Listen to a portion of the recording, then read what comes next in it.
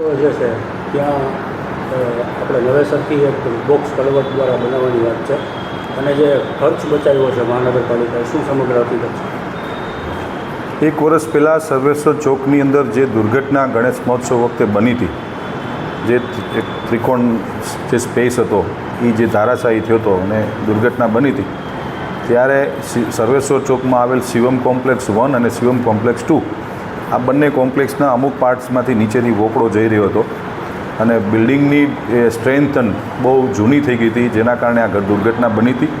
Corporation દ્વારા અનેક વખત આ બંને બિલ્ડિંગોને સીલ કરવામાં આવ્યા હતા. સ્ટ્રક્ચરલ સ્ટેબિલિટી રિપોર્ટ પણ માગવામાં આવ્યો હતો. એમાંથી શિવમ કોમ્પ્લેક્સ 2એ સ્ટ્રક્ચરલ સ્ટેબિલિટી રિપોર્ટ આપી દીધો છે, પરંતુ મહાપાલિકાએ લોકોની સેફટી માટે એ વોકળાને કન્વર્ટ કર્યો કે જે શિવમ કોમ્પ્લેક્સ 1 અને 2માંથી જે જતો હતો ત્યાંથી પાણીનું લેર ન આવે અને એ બિલ્ડિંગની ડ્યુરેબિલિટી ફ્યુચરમાં બની રહે, એના માટે અમે એક નવો વોકળો બનાવ્યો છે જે યાજ્ઞિક રોડ થઈ અને ડોલ્સ મ્યુઝિયમ થઈને જાગનાથમાંથી નીકળી જશે.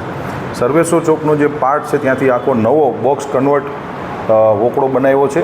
અને જે આપનો બીજો પ્રશ્ન હતો કે સર્વેશ્વર ચોકમાં કન્સલ્ટન્ટની નિમણૂક માટે 2010માં સ્ટેન્ડિંગ કમિટીએ ઠરાવ કર્યો હતો કે રાજકોટમાં મલ્ટીલેવલ સર્વેશ્વર ચોકમાં પાર્કિંગ અને અન્ય એરિયાની અંદર મલ્ટીલેવલ પાર્કિંગ માટે કન્સલ્ટન્ટની નિમણૂક કરવી જોઈએ.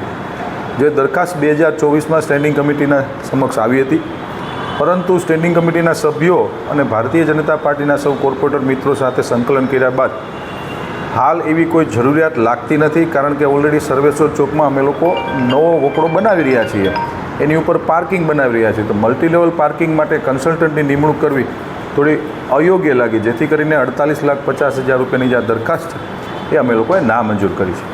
ખાસ કરીને સર્વેશ્વર ચોકમાં આગામી કેટલા દિવસોમાં કામ ચાલુ થશે અને કેટલો ખર્ચ થશે?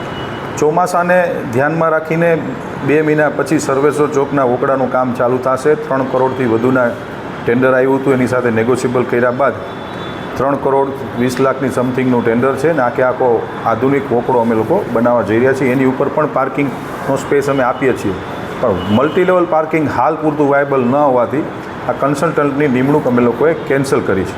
અંદાજે કેટલા સમયમાં કામ પૂરું થશે? 24 માસની અંદર આ વોકળો બની જશે. ઓકે.